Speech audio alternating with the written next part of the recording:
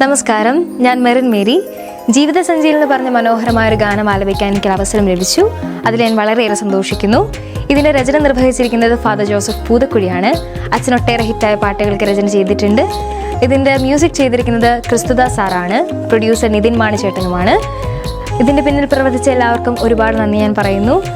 നിങ്ങൾക്ക് എല്ലാവർക്കും ഇഷ്ടപ്പെടുമെന്ന് ഞാൻ പ്രതീക്ഷിക്കുന്നു. Thank you.